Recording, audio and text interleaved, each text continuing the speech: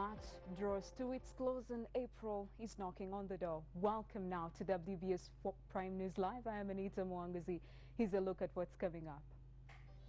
Look at the Speaker standing on a women ticket.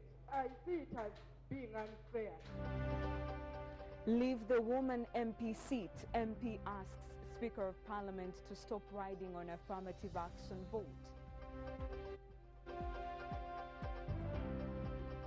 Cabinet ministers are shooting at each other, so you don't quite understand.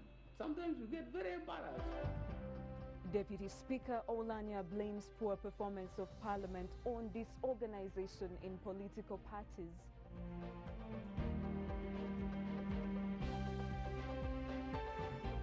It is very clear that when you look at the amount of money that members of Parliament are spending in vote buying, it only explains the reason why most of them don't want to go back to their constituencies. Civil society organizations launch a campaign against vote buying and selling. And in sports, Manny Pacquiao hounded over tax affairs. Philippines government chases £33 million.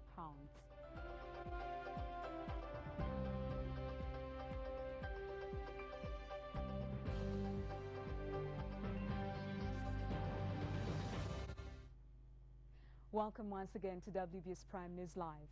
Bukoto East lawmaker Florence Namayanja says Speaker Rebecca Kadaga should either take up the challenge and give a shot at the presidency or quit the affirmative action slot in Kamuli, which has been occupying since the days of the Constituent Assembly.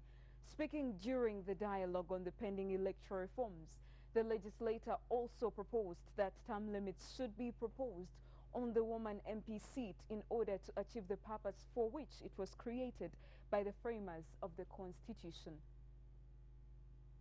With the constitutional review process a stone throw away, civil society organizations continue to engage MPs on what they would want to see play on the floor during debate.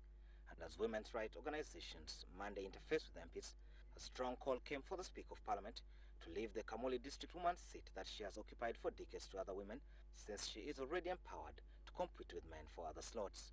When I look at the Speaker standing on a women ticket, I see it as being unfair.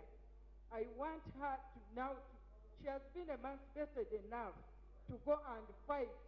The Bukoto East MP says the Speaker should rise up to the occasion and gunner for the position of the Chief Executive of the country and stop letting down the dreams of many women in the country. We can now look at a woman coming to be the president of Uganda, and I think the Speaker of Parliament, Rebecca Kadaga, is a right candidate for us to come out and support her. We shall come out as women to see a woman president, a first woman president for Uganda. Kadaga is one of the longest-serving women MPs who have taken advantage of what was put in place to uplift women to be able to compete with men for the constituency slots. During the deliberations, opinions were also divided on the proposal to reduce the number of constituencies in every district to 2, with one slot proposed for a male and the other for a female representative. On having one woman, one man in a district, is it realistic? Are we going to achieve it? First of all, who are going to pass these amendments when we go to the floor of Parliament? Which member of Parliament, which constituency member of Parliament is going to accept, is going to support you eliminating a constituency is holding? Maybe at Parliament here you're paid the same money because you represent a district. But for us at sub-county, we get very little money from district, and yet the constituency is very big. So when we are talking, let us also reflect what is down there. Cabinet is yet to formally table the proposed amendments on the floor for debate as the nation draws closer to the 2016 general elections. Sabit Joseph, WBS Television, Parliament. We're now bringing this conversation to you, and tonight in our opinion poll question we ask, should the Speaker quit her Kamuli woman MP seat to show support for affirmative action? Should the Speaker of Parliament quit her Kamuli woman MP seat to show support for affirmative action? To have your say, simply join us on our Facebook page at www.facebook.com facebook.com/WBS TV Uganda, and let's keep this conversation going. Deputy Speaker of Parliament Jacob Oulanyah says the structural disorganization of political parties represented in Parliament has contributed to the dragging of parliamentary business as the House comes under fire for time wasting. In an interview with WBS TV, the Omoro County lawmaker insisted the multi-party dispensation is struggling to find its footing as MPs continue to suffer from the hangover of individual merit. As the term of the 9th Parliament nears an end, questions continue to be asked about what its contribution has been to national development, with the question of delay and messed up debates standing out prominently. We put the question to the Deputy Speaker of Parliament, Jacob Oulanyah, and he shares his views on what could be behind the poor performance. In our Parliament, because we are learning this process, they're all mixed up. They're all mixed up. And if you go to a thing, it's like once a party position has been taken, that's it. And then it is disregarded, and then you come out, shoot at the party in Parliament. You even see cabinet ministers shooting at each other. So you don't quite understand. Sometimes you get very embarrassed when another member of the cabinet shoots at another member of the cabinet. You wonder what has happened to collective responsibility. You actually wonder whether this matter has gone through cabinet or this matter is just coming up. You remember the case of the students loan something, where members of the cabinet were just shooting at each other. And then there was another issue. Then there was also the issue of Ajumani. The Parliament's number 2 says the successful trace of the multi-party dispensation cannot be traced on the Ugandan political scene, with the hangover of the individual merit still hanging in Parliament. Because the party systems are not so fully developed, the individuals don't look at themselves in that way. In the House of Commons in London, there is something not written down. They call it the usual channels. A cooperation arrangement between parties. They call it the usual channel because it's not written anywhere. But for every issue that is coming to the floor, they have meetings. They beat out the issues. They agree on those things. And they even agree on where they might require a vote. Because now that one we don't agree very much so. But they agree. So when you come to the issue, or I mean to the floor, the people, even the people who are going to speak on those issues, are already agreeing. Speaking out on the electoral reforms set to come before the House for debate, the Deputy Speaker cautions the stakeholders against inciting the nation, insisting it is a routine that should not generate political excitement. Before the elections of 2011, there were reforms in 2010.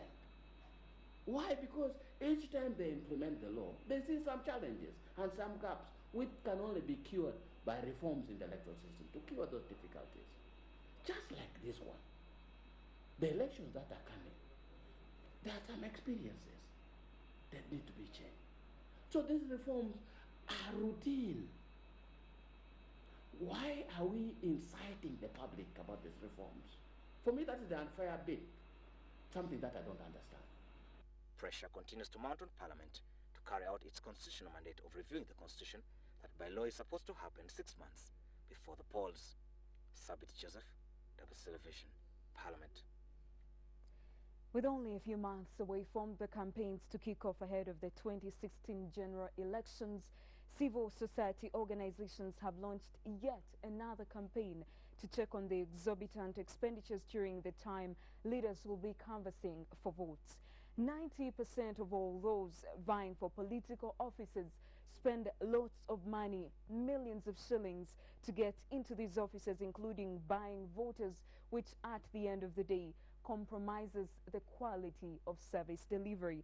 In this report, CSOs advocating for transparency say this makes it difficult for the electorate to demand for accountability in service delivery, and therefore this campaign, dubbed Say No to Vote Buying and Selling, is aimed at sensitizing the public to beware. It goes without spending in order for someone to pull such a crowd on his campaign rally and probably to get into an elective office. But according to civil society organizations, this is not only wrong but also evil, since such huge investments call for recovery once one gets into office. Give us courage. Give courage to our young men and women in this land to stand for what is right, to say no more.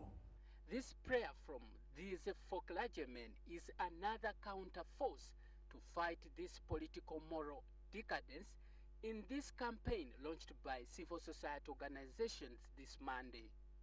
This prayer was preceded by an endorsement of commitment platform to fight the vice.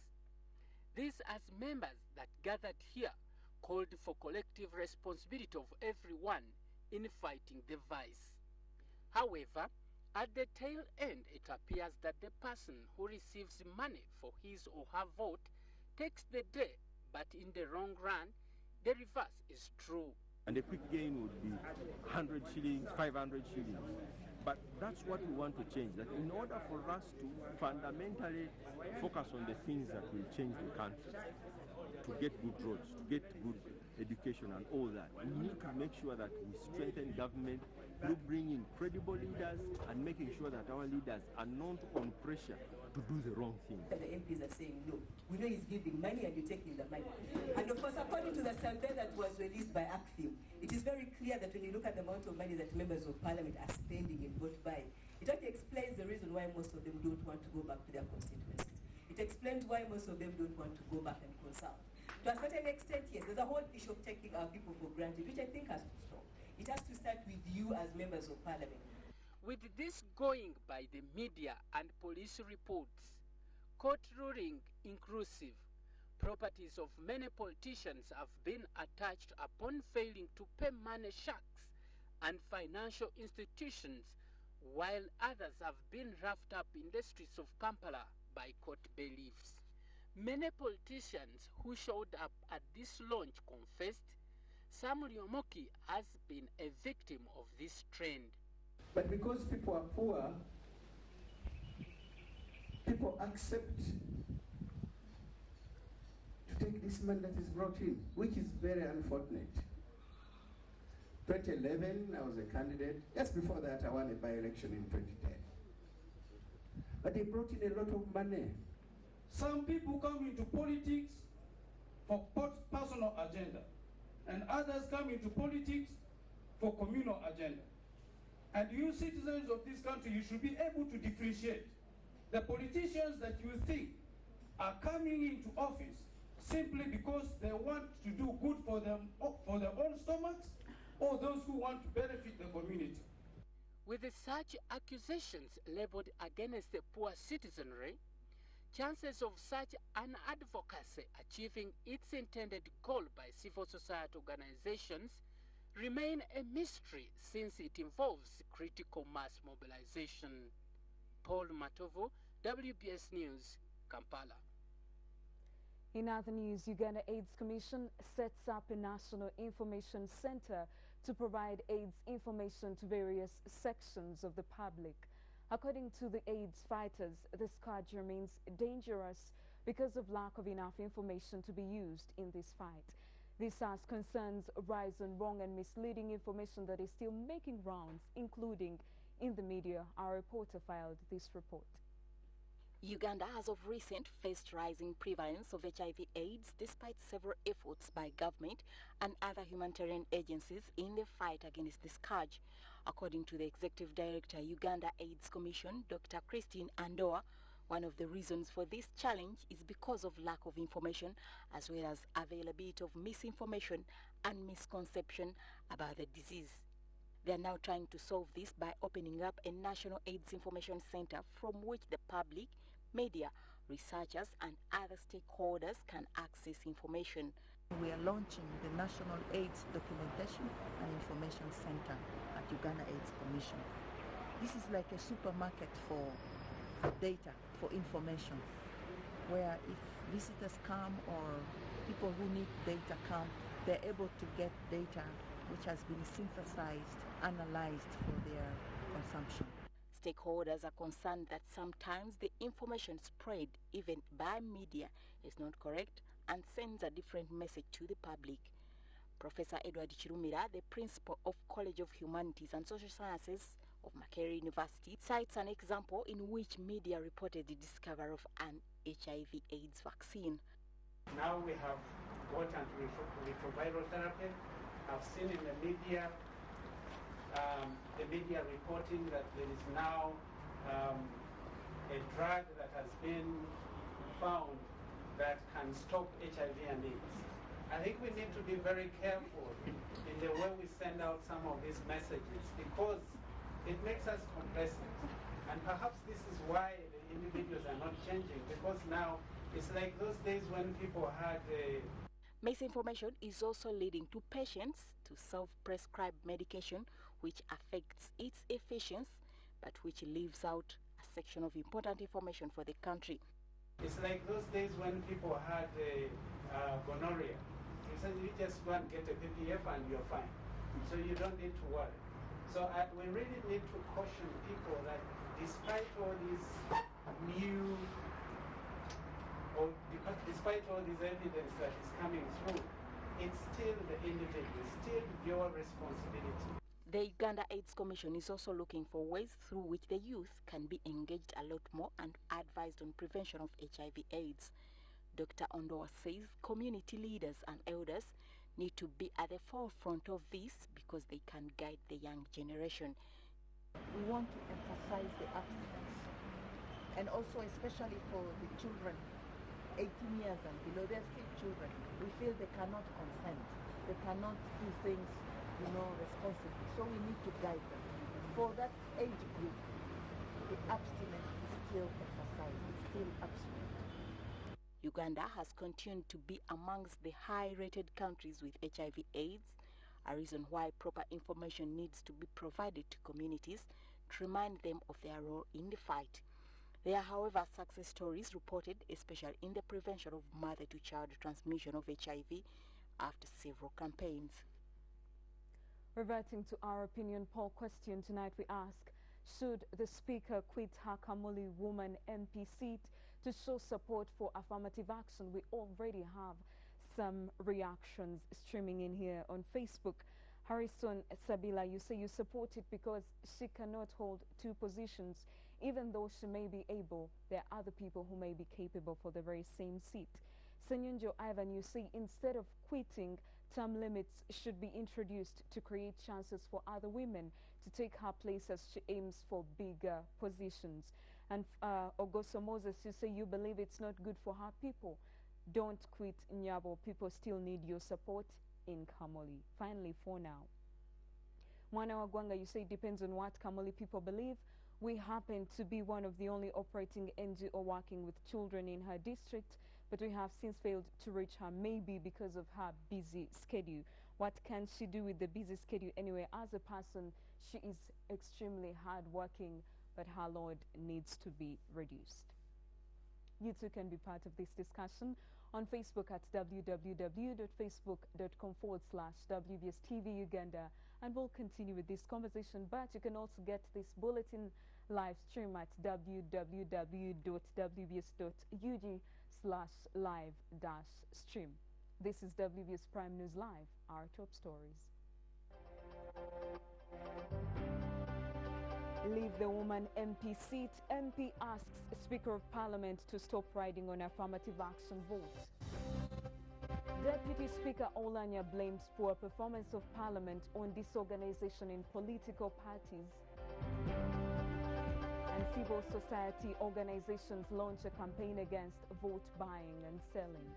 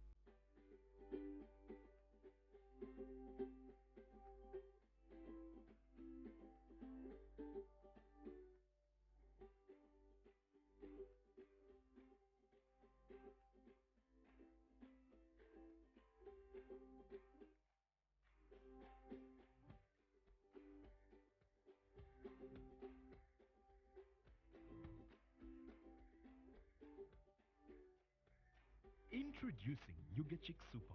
Chicken pieces that are individually quick frozen and easier to prepare. Yuga Chick Super has been packaged conveniently for your family. Buy Yuga Chick Super from a supermarket near you.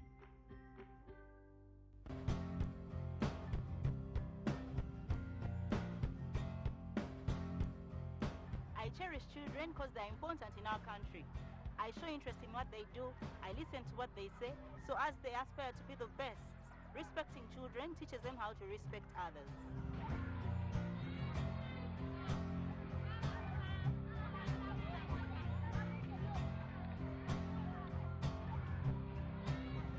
You see, a good school equals to a better life. Because a violence-free childhood is everyone's right.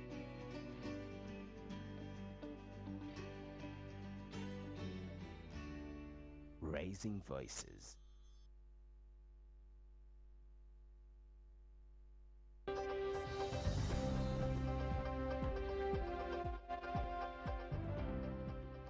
Welcome back to WBS Prime News Live. News just coming in sadly indicates that the Deputy Director of Public Prosecutions, Joan Kagezi, has been gunned down around the Chiwatule area. She was the lead prosecutor in the case against the July 2010 bombing suspects currently before court. And we shall be bringing you any more details as the bulletin continues or in our subsequent bulletins.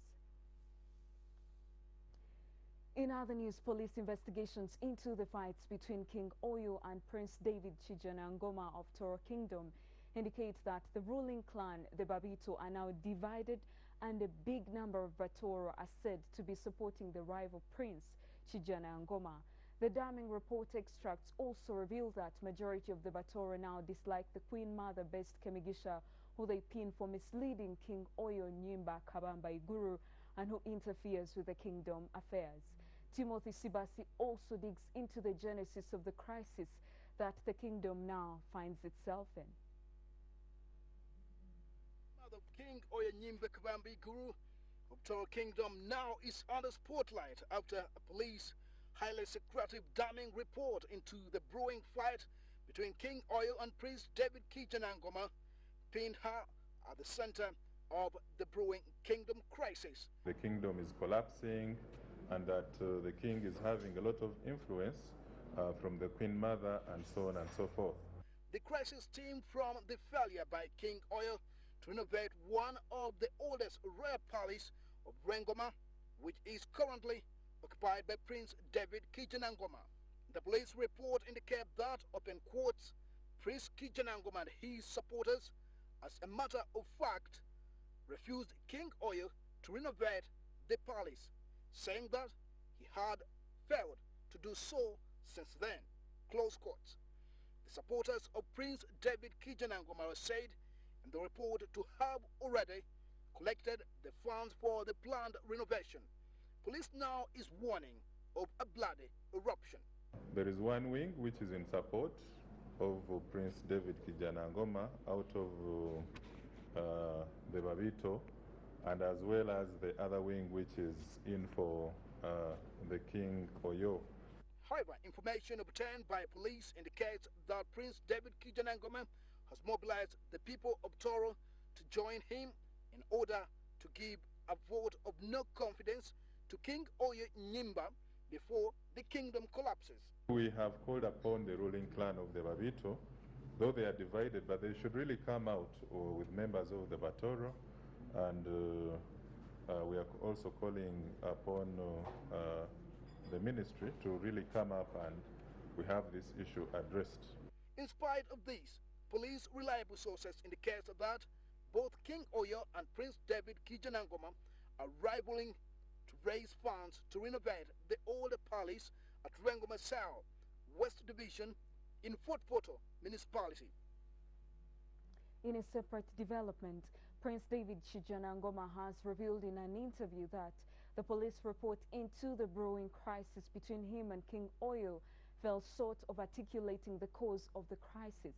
Prince Chijana Ngoma revealed that the report in question was written by the DPC of Fort Portal municipality, who happens to be a cousin brother of the Queen Mother Best Kemigisha, who in the report is partly pinned for misleading King Oyo. Timothy Sibasi is now joined by Prince David Chijana Ngoma, who confesses to having an interest in the throne of King Oyo and gives justification for his interest in the throne.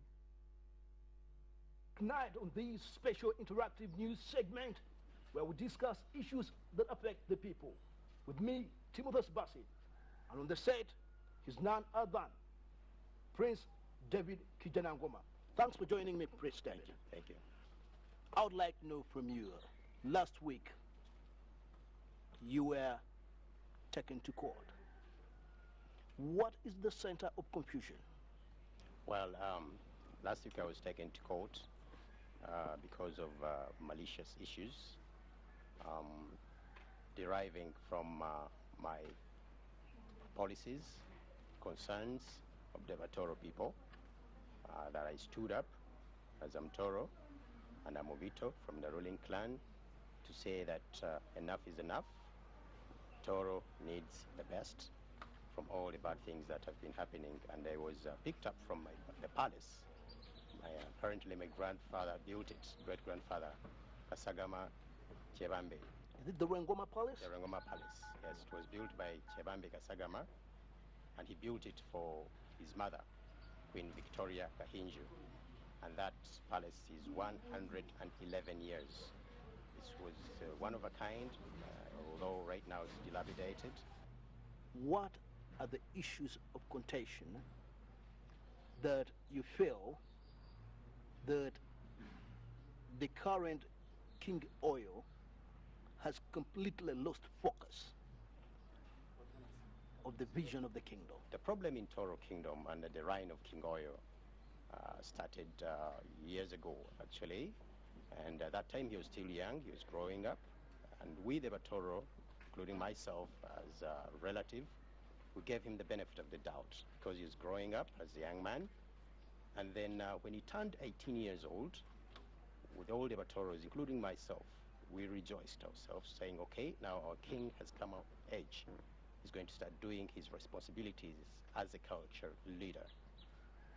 Unfortunately, it's been 5 years, actually coming 6 years since he turned 18 years old.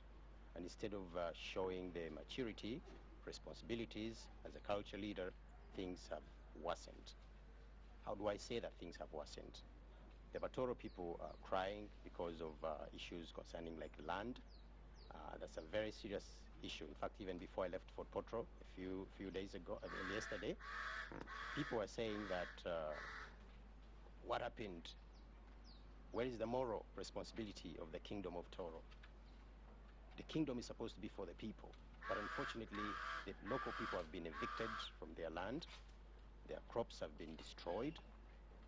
They are being threatened. Usually when they go to evict them, they use the state, the state, because the royal guards are provided by the state. So people are frightened whenever they see the royal guard states, the royal guard police or the army, they are frightened. That's one issue, the land issue. Another issue is for him abdicating his kingdom. 80% of his time, he spends it in Buganda. Well, there's nothing wrong with being in Buganda. He could be here maybe for some visitations, or because it's the capital city, he can come and do some other things, but it does not mean that he has to stay here 80% of his time. Do you think that King Oyo is that a young man who cannot understand that he has a responsibility of going and check on his people, acquaint himself with the problems that his subjects are facing? Or you think there are other forces that are diverting his attention? When I see my brother Oyo, the times I've interacted with him, the times our family has interacted with him, it seems like he's not really into Toro Kingdom matters, because he does not have the heart of the Batoro or the Toro Kingdom. For him, leisure is what stands out. Being like in good places like in Buganda here or abroad, most of the time he says he's going abroad. It seems like he does not have that drive of being a cultural leader. It seems like they forced him to be there. It seems like he found himself in a certain area or position that he did not choose for himself to have. Whom do you hold responsible for the kind of a laissez-faire life that he's living? Well, in the beginning it has been the mother, the Queen Mother, Best Kemgisa. Because as Oyo was growing up, she isolated him from first his family, the royals of Toro, then the regents. They were regents because after the dad passed on, they appointed 3 regents. Those regents could not do their duties because of the mother. The mother could not allow them to do their duties that were appointed for them to do. Then we bring in the elders, the clan heads in Toro, who are supposed to do the job of teaching or rising or, grooming the king, mentoring him. They're also separated from him. And usually there is a problem that whenever you want to be close to King Oyo, the mother would come in and say that, oh, these people are going to kill you. These people are going to kill you. So Oyo found himself with his mother, isolated, with no parenting from the male side part of it, with no mentoring. Because I'm meant to know that you have a huge following ever since you came up to raise pertinent issues that King Oyo has given a cold shoulder. Are you interested in the throne? Yes, I am. And of course, indeed I am. One, first of all, I have a birthright, coming from the lineage of the Kingdom of Toro. My father was one of the four sons that are in the lineage of the monarch. Second, I have the mandate, I have the responsibility, I have the heart of the Batoro. I have the love and affection of the Toro Kingdom to make sure that Toro is good. Toro has the respect. Toro has the dignity that it once had. I want to make sure that Toro gets its glory that it once had, and I know I can do it. From the police report, investigation report, that they did ever since you started having these running battles with King Oyo, it points to a fact that the cause of the fight is that King Oyo has not taken interest in renovating the Rwengoma palace. Is this the reason? No, that's not true. Actually, I would like to let people know that Toro Kingdom has several palaces. There's the Rwengoma Palace, there's the Kabahango Palace, there is that palace where Oyo is right now. You cannot say that because of the Rwengoma Palace, that's why I came with these things. No. The palace of Rwengoma has been dilapidated even before I was born. It's been like that.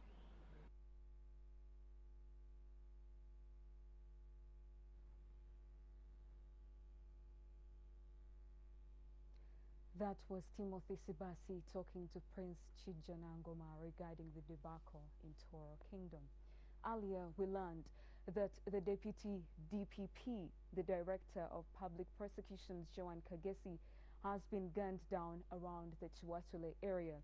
Now, she was the lead prosecutor in the case against the July 2011 bombing suspects currently before court, and any details that come up, we shall keep you posted. And remember, this bulletin, you can also catch it live at www.wbs.ug/live-stream. This is WBS Prime News Live, our top stories.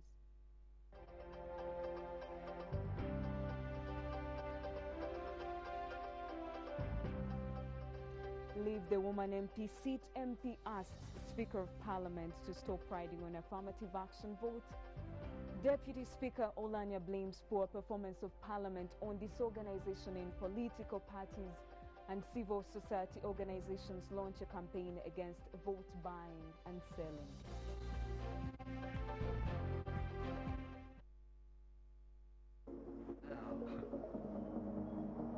Hey, let's do it.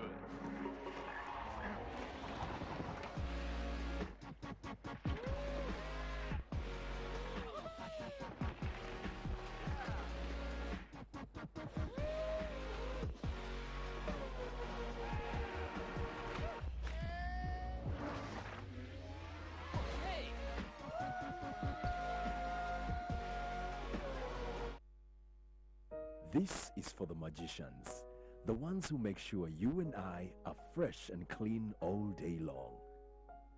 Amidst all challenges, they toil to make us shine. Every single day, they apply their magic to give us more than we've ever dreamt of. Magic that appeals to our senses. Magic so motherly that little angels can't resist.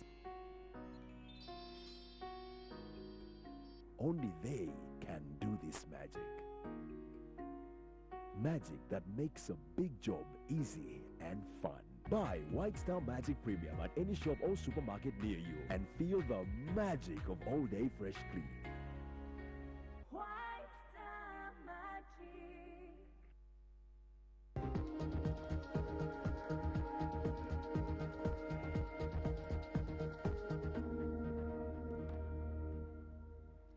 Welcome back to WBS Prime Business, and we now go to Consumer Digest. And tonight we explore the issue of mobile money use. Over time, so many people have resorted to using mobile money, some going so far as to store their money on their mobile money accounts. And now that base has grown so far to the point of reaching 17 million users in Uganda using mobile money. And tonight we ask the questions of why so many people are resorting to mobile money, and even the banks seem a little bit insecure because mobile money seems to be overtaking traditional banking, with more people using mobile money than traditional banking. In studio, we are joined by Mr. Wilson Tuamuhabo to explore the phenomenon of mobile money versus traditional banking. You're welcome. Thank you very much, and good evening to all our viewers. Thank you very much. It's a pleasure to have you with us now. We see a shift of more users transacting business through mobile money, and banking halls too are welcoming mobile money transactions into their fold. Is this because of insecurity? What exactly is going on here? Thank you very much, and all our viewers. I think the question at hand is about the issue of innovativeness.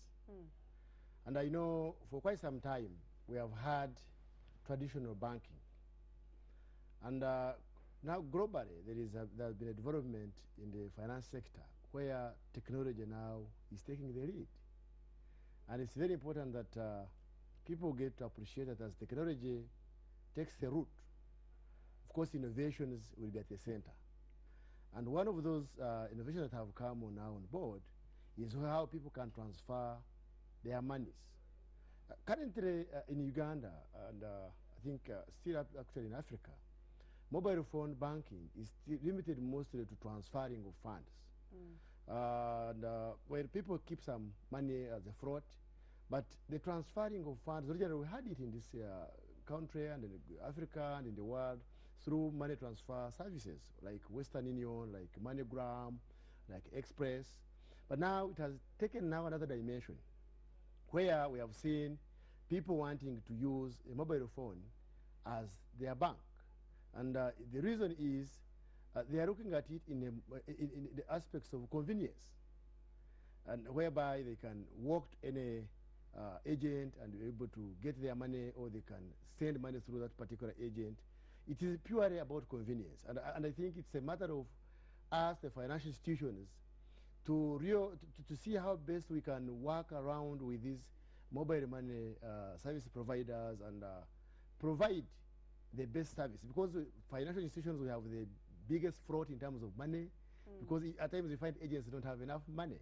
So I think we need to seize the opportunity as financial institutions work with these mobile money transfer system operators, and ensure that because of our service that we have in terms of money, we bring these people back into the banking halls, and in the end, they will come in as walking customers, but they will go out as real customers because they will be interested to see that if the service is better there, I can get enough money.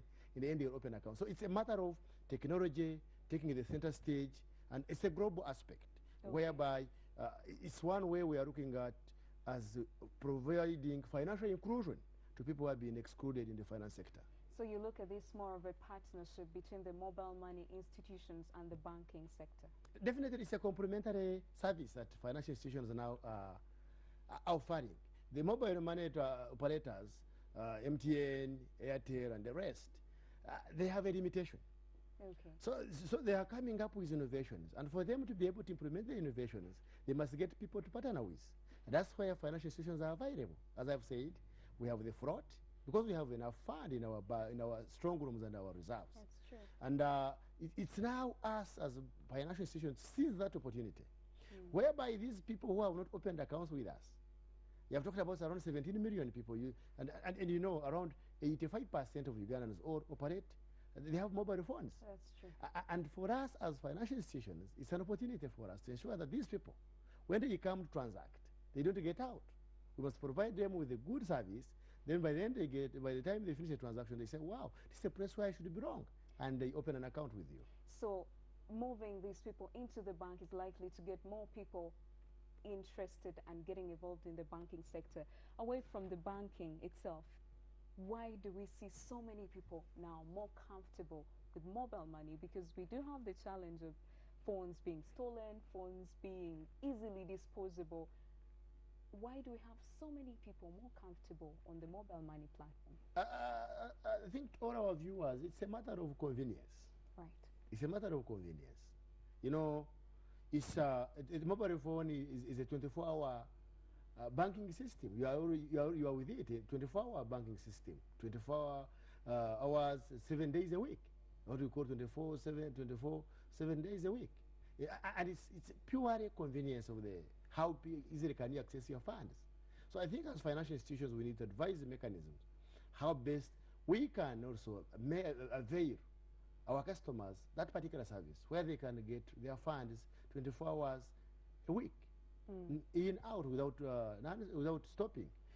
And that's why most people are rushing to using the mobile phones, because they are looking at it as an alternative where they can access their funds 24 hours throughout the whole week. But also, it's important to note that a sizable number of the people using the mobile phones, they are the people who are located in areas where they cannot access formal financial institutions. That's true. Hard to reach areas. Yeah, the outreach. You know, the outreach is a matter of fact, and it's something that we must address as financial institutions. And I think the brick and mortar approach, whereby you have to build branches and huge infrastructure layouts that take a lot of capital, we must do away with it and then come up with alternative measures of how we can serve these people. Okay. And financial institutions, it's our responsibility. You know, because most of the people in Kampala, if you did a survey, the people, why they use a mobile phone in Kampala? They use mobile phone for sending money to people in rural areas, to people where there are no financial institutions, where they can go and look for an agent. So what can we do as financial institutions from this particular aspect is for us to provide a service in that particular area. It might not be the brick and mortar approach.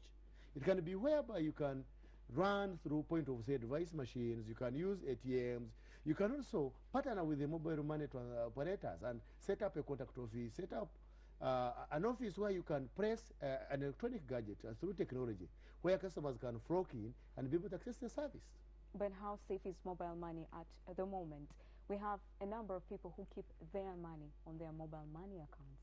How safe is it for the user? Well, at the moment, of course, there are several controls. At the moment, in terms of the safety of the funds, when the phone, of course, is stolen, the problem is that if somebody knows your code and the rest, they send you home. He would take the money.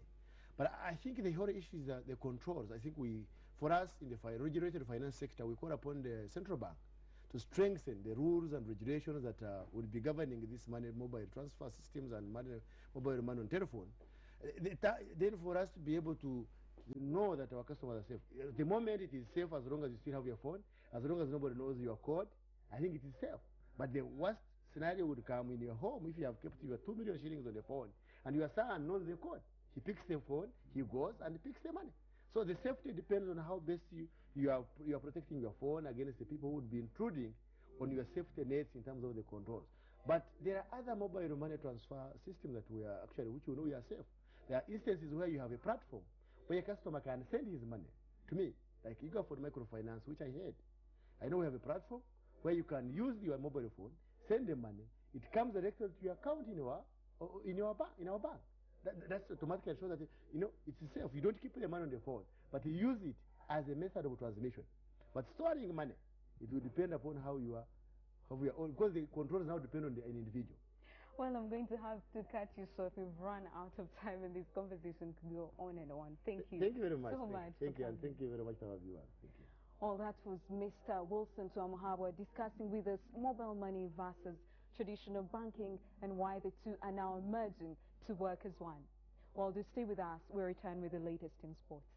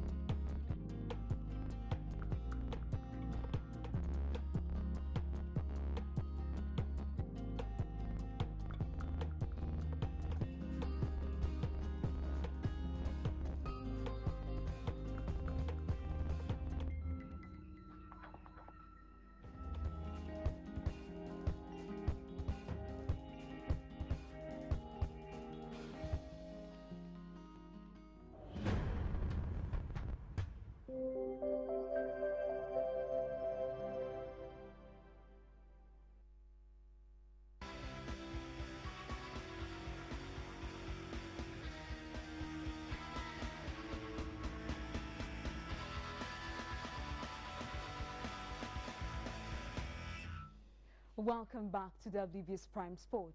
Uganda's football top seeds Zawede Lilian and Joel Adupa upstaged the 6th Ndege Football Open Championships held at the Ndege University main campus in Luweero. Zawede, who's the USPA Sports Player of 2013, was shocked by the Vito little-known Vicky, who eliminated her 4-2 in the semi-finals. Nankabirwa later beat Charity Nagaba 6-2 to claim the ladies' singles fairway knockout title. Adupa, the USPA Player of the Year 2014, fell 1-5 to arch rival Atamba Onesmus in the men's singles fairway final in what turned out to be an all-Ndege University affair. Adupa, however, avenged the loss, winning the men's singles stroke competition with 107 strokes, while Franco Chibule of Both Lads Club finished second with 110 strokes, and Egadu Paul of Ndege B third with 112 strokes respectively. The ladies' singles stroke crown went to upcoming Joan Mukova of Ndege A with 113 strokes after relegating Zawede out of Ndege B to third place with 118 strokes. In schools categories, Luzira SS, Chambogo College and St. Francis Junior Primary School were top at the tournament as newcomers Nalugala Muslim Primary School and Tebe surprised the Woodball fraternity. Egypt have confirmed sending seasoned contenders in Grandmaster L. Cindy Essam rated 2,469 and International Master Hisham Abdurrahman rated 2,399 to participate in the open category of the Zone 4.2 Africa Chess Championship to be held in Kampala, Uganda, set for 17th to 26th April 2015. The Egyptian players to participate in the ladies category will be Eman Elansare rated 1,865 and Ihab Tasnim rated 1,690. Event hosts Uganda Chess Federation in consultation with the Africa Chess Federation President Louis Nkube recently announced an increase in the number of slots for participating countries from 3 to 5 and 5 to 7 for the hosts. Kenya, Tanzania and hosts Uganda are the only 3 countries likely to field maximum number of players in the event. And that's the sports. Stay with us now for a summary of today's news.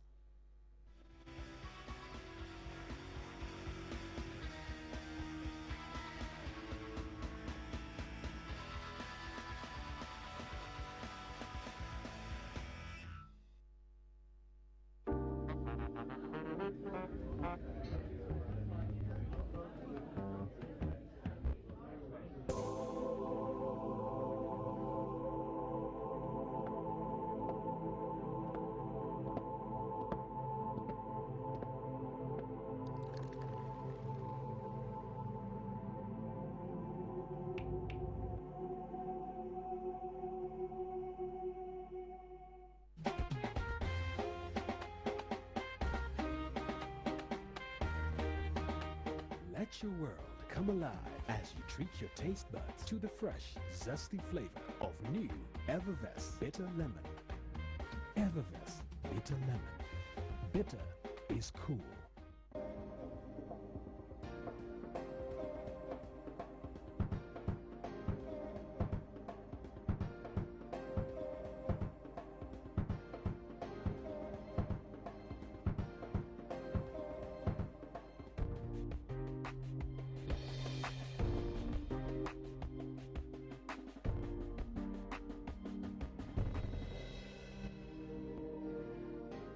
Stop chasing bonuses that don't last. Bonga Forever Ever from Uganda Telecom never expires and gives you up to 100% guaranteed bonus every time you load airtime. Simply dial *100#, select Bonga Forever Ever and talk and text all networks with the bonus that lasts. Get Bonga Forever Ever from Uganda Telecom. Uganda Telecom, Uganda's most affordable telecom service. News Summary is brought to you by Everybody use Morbid Taco Cherry. Morbid is amazing. Morbid Taco Cherry. Morbid is the best. Morbid, all the confidence. In our news summary, leave the woman MP seat. MP asks Speaker of Parliament to stop riding on affirmative action vote. Deputy Speaker Olanya blames poor performance of Parliament on disorganization in political parties. Civil society organizations launch a campaign against vote buying and selling. Toro Prince Chijana Ngoma speaks out on his claim to the throne.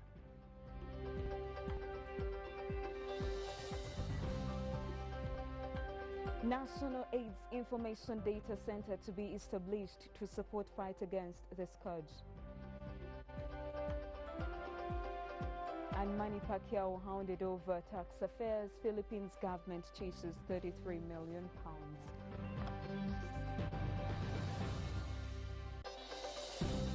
News Summary is brought to you by Everybody use Morbid Taco Cherry. Morbid is amazing. Morbid Taco Cherry. Morbid is the best. Morbid, all the confidence. Well, thank you so very much for your great company tonight. Up next is the Health Corner. I am Anita Mwangazi. Good night.